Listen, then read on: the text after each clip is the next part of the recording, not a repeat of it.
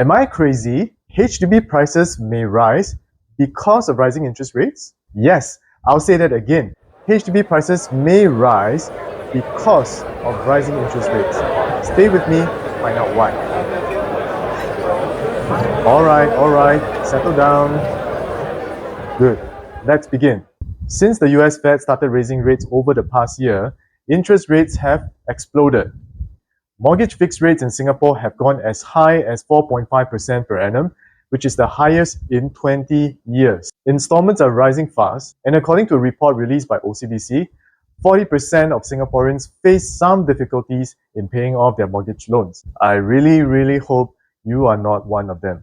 Care to share what rate are you paying right now? Comment below so that we all have a general idea what everyone is paying. If you own a HDB flat, you may be eligible for a HDB loan, which is still going at 2.6% per annum at the time of this video. So it seems like HDB owners are safe from the current high interest rate environment. What does this mean for HDB prices in 2023? The concepts that I'm about to share with you may not be easy to digest at one go. To fully absorb what I'm about to tell you, feel free to rewatch topics that you didn't catch in full using the timestamps on this video. To fully understand how high interest rates will impact HDB flats, we have to first find out what's the extent of HDB owners who have taken HDB loans versus bank loans, so that we know how many people are affected by the rising bank interest rates or otherwise. There are no official statistics in the public domain on this, but here are some facts that will give you some idea. Number 1, the household income ceiling to be eligible for HDB loans at the moment is 14,000. In 2021, the median household income in Singapore is about 9,500. Don't forget the median household income statistics also include richer folks who live in more expensive properties, which will pull up the median income. So it would be safe to assume that most HDB owners fall below the 14,000 household income ceiling and are eligible for HDB loans. Number 2, buyers taking bank loans would have to fork out 5% of the purchase price in cash, even if they're buying HDB flats. Whereas for HDB loans, the typical cash outlay would only be $5,000, which will be the sum of the option fee and the exercise fee in most cases. Now, assuming you're buying a 4-room flat that costs $500,000, 5% works out to be $25,000.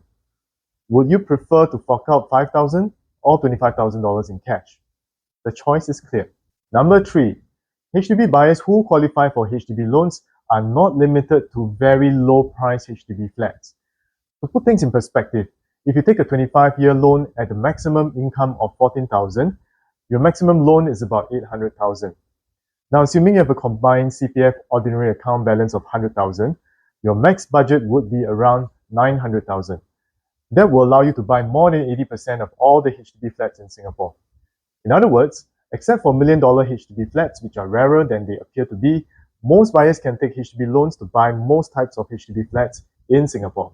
So based on the above 3 points, you can have a fairly clear idea whether or not majority of HDB flat owners have or have not taken up HDB loans. Now, there are some buyers who have started off with HDB loans and refinanced to bank loans along the way. This is an interesting group, and I will address them later in this video. If you agree that most HDB owners have taken or will take HDB loans for their next purchase, you may also agree that rising interest rates are not a major concern for buyers or sellers of HDB flats. And hence, HDB prices are not likely to fall because of high interest rates. On the contrary, high interest rates might actually push HDB prices up. What? Did you hear that right? Am I crazy? Let's look at certain facts and then you decide. From the supply perspective, do you think high interest rates encourages or deters HDB flat owners to upgrade to private properties? Now let's look at some numbers to put things in perspective. Assuming a HDB owner has $400,000 outstanding loan for another 20 years, and they are paying interest of 2.6% per annum, his monthly installment would only be about $2,100 per month. But if he decides to upgrade to a private property and doubles his loan to $800,000 at an interest rate of 4.3% per annum, the installment shoots up to about $5,000 per month. Now, this is not palatable to many people, and they may decide to put their upgrading plans on hold, or they may simply decide to upgrade to a bigger HDB flat instead of a condo. For the same reason, many first-time buyers would find it very difficult to stomach the higher installments of a private property and hence decide to buy HDB flats instead. This would inevitably add on to the HDB demand. Now, if you have studied economics in school, you might recall this term called inferior goods. Well, don't get me wrong, it's not that HDB flats are inferior in quality, but inferior goods in the context of economics simply refer to a type of goods whose demand goes up when consumer income goes down. This phenomenon happens because consumers tend to look for cheaper alternatives that meet their needs when they have lower disposable income and hence push up demand for such goods. An example of an inferior good that's easy to understand would be fast food. Well, McDonald's doesn't necessarily taste worse than HDB. In fact, my family and friends, including my son, know that I'm a big fan of McDonald's, and I don't necessarily find it inferior to HDB. You may disagree, especially if you're above 50, and it's a matter of preferences. However, in a recession, people tend to shift away from eating at fancy restaurants towards eating at more affordable fast food joints. Therefore, you may find McDonald's more crowded during recessions than in periods of economic boom because fewer people are willing to splurge on a meal at HDB instead. And hence, McDonald's might fall into economists' definition of inferior goods. And we will see similarities in the HDB versus private property market. So, with a higher interest rate, more buyers are looking to buy HDB flats instead of condos, and fewer HDB owners now intend to upgrade to condos as well. How do you think that will affect HDB prices?